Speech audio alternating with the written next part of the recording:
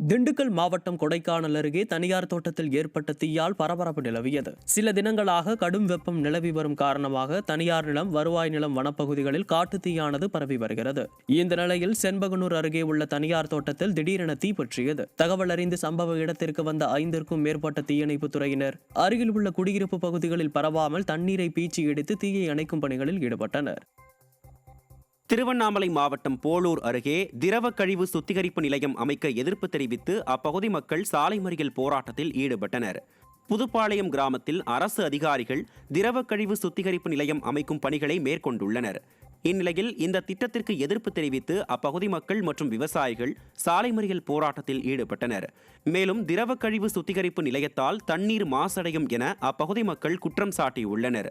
திறனற்ற திமுக அரசு மக்கள் விரோத திட்டங்களை செயல்படுத்துவதாக பொதுமக்கள் குற்றம் சாட்டியுள்ளனர். சேலத்தில் புதிதாக திறக்கப்பட்ட டாஸ்மாக் கடைக்கு எதிர்ப்பு தெரிவித்து பெண்கள் சாலை மறியலில் ஈடுபட்டனர். அன்னதானப்பட்டி புட்டாமிசின் அகத்தியர் தேரு பகுதியில் புதிதாக டாஸ்மாக் கடை ஒன்று திறக்கப்பட்டுள்ளது. இதற்கு எதிர்ப்பு தெரிவித்து அப்பகுதியைச் சேர்ந்த பெண்கள் திரளானோர் சாலை மறியல் போராட்டத்தில் ஈடுபட்டனர். போதையின் பாதையில் செல்லாதீர்கள் என கூறும் அப்பா ஸ்டாலினே புதிதாக டாஸ்மாக் கடைகளை திறந்து தனது பிள்ளைகளை போதைக்குள் தள்ளுவது திமுகவின் இரட்டை முகத்தை காட்டுவதாக மக்கள் விமர்சிக்கின்றனர். இப்போராட்டத்தால் அப்பகுதியில் கடும் போக்குவரத்து நெரிசல் ஏற்பட்டது.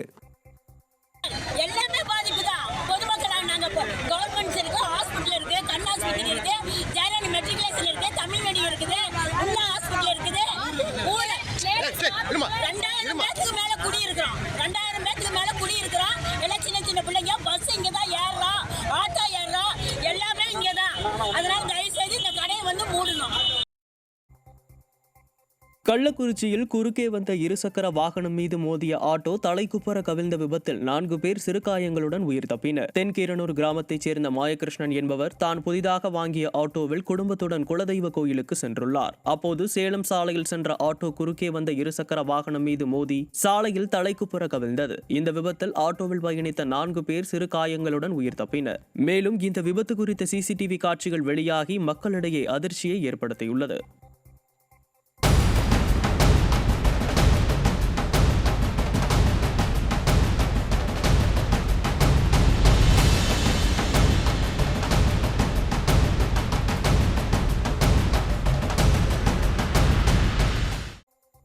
கடலூர் மாவட்டம் கண்டப்பன்குறிச்சி கிராமத்தில் முதல்வர் செல்லும் பாதையில் உள்ள செல்போன் டவரில் ஏறி விடியா திமுக அரசை கண்டித்து பகுதி நேர ஓவிய ஆசிரியர் போராட்டத்தில் ஈடுபட்டார். தேர்தல் வாக்குறுதியில் சொன்னபடி பகுதி நேர ஆசிரியர்களுக்கு வேலை கொடுக்க வேண்டும், பகுதி நேர ஆசிரியர்களாக பணிபுரிந்து இறந்த குடும்பத்திற்கு 10 லட்சம் ரூபாய் நிவாரணம் வழங்க வேண்டும் என்பது உள்ளிட்ட கோரிக்கைகளை வலியுறுத்தி செல்போன் டவரில் ஏறி பகுதி நேர ஓவிய ஆசிரியர் சேரன் என்பவர் போராட்டத்தில் ஈடுபட்டார். விளம்பர மாடல் ஸ்டாலின் அரசு அனைத்து தரப்பு மக்களுக்கும் வாக்குறுதிகள் கொடுத்து ஏமாற்றிவிட்டதாக மக்கள் குற்றம் சாட்டுகின்றனர்.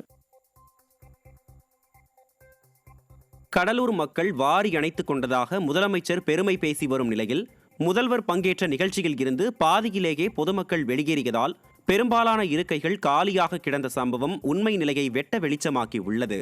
மேலும் பொதுமக்கள் தொடர்ந்து எழுந்து சென்று கொண்டிருந்ததால் முதல்வர் தனது பேச்சை விரைவாக முடித்துக் கொண்ட நிகழ்வும் அரங்கேறி உள்ளது.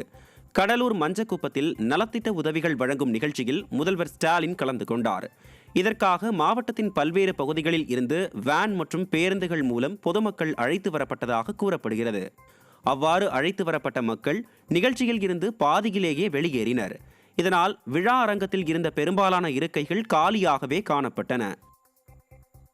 நான் இருக்கிற வரைக்கும், திமுக இருக்கிற வரைக்கும், இந்த முத்துவேல் கருணாநிதி ஸ்டாலின் இருக்கிற வரைக்கும் இந்த மண்ணுக்குள் வர முடியாது.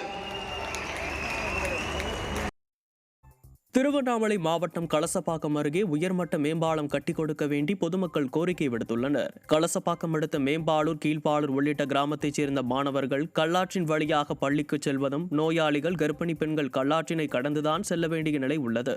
மேலும் மழைக்காலங்களில் கல்லாற்றில் நீர் அதிகரித்து 10 கிலோமீட்டருக்கு மேல் சுற்றி செல்ல வேண்டிய நிலை உள்ளதால் இது குறித்த மாவட்ட நிர்வாகம் நேரில் ஆய்வு செய்து உயர்மட்ட மேம்பாலம் அமைத்து தர வேண்டும் என கிராம மக்கள் கோரிக்கை விடுத்துள்ளனர்.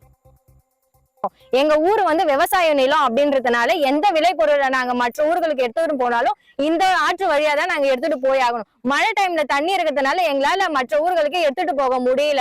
நாங்க அது மீறியும் எடுத்துட்டு போனோம் அப்படின்னா 20 இல்ல 25 கிலோமீட்டர் நாங்க வந்து சுத்திட்டு தான் எடுத்துட்டு போற மாதிரி இருக்கு. ஒரு அவசர காலத்துல வந்து எங்களால மருத்துவமனைக்கும் செல்ல முடியல. நிறைய பெண்கள் பிரசவ வலி வரும்போது அவங்களால சரியான இடத்துக்கு எங்களால மருத்துவமனைக்கும் கூட்டிட்டு போக முடியல. பள்ளி மாணவர்கள் இந்த வழியா செல்றதுனால சிறிய பசங்களா இருக்கிறதுனால அவங்க வந்து இந்த ஆற்றை கடக்கிறதுக்கு ரொம்ப கஷ்டப்படுறாங்க. அதனால மாவட்ட ஆட்சியர் எங்க ஊரை நேர்ல வந்து ஆய்வு செய்து இந்த கல்லாற்றிற்கு ஒரு பாலம் அமைத்து தருமாறு மிகவும் தாழ்மையுடன் கேட்டுக்கொள்கிறேன். திண்டுக்கல் மாவட்டம் கொடைக்கானல் பேருந்து நிலைய பணிமனை வளாகத்தில் இரு காட்டெருமைகள் திடீரென சண்டையிட்டுக் கொண்டதால் பொதுமக்கள் அச்சமடைந்தனர். கொடைக்கானல் பேருந்து நிலையத்திற்குள் உலா வந்த இரு காட்டெருமைகள் ஆக்ரோஷமாக சண்டையிட்டுக் கொண்டதால் பொதுமக்கள் அச்சமடைந்தனர். மேலும் காட்டெருமைகள் மோதியதில் பேருந்து நிலையத்தில் இருந்த இரும்பு கதவு உடைந்தது. திறனற்ற திமுக ஆட்சியில் வனத்துறை அதிகாரிகள் வனவிலங்குகளை வனப்பகுதிக்குள் விரட்டாமல் அலட்சியத்துடன் இருப்பதால் இதுபோன்ற அசம்பாவிதங்கள் ஏற்படுவதாக பொதுமக்கள் குற்றம்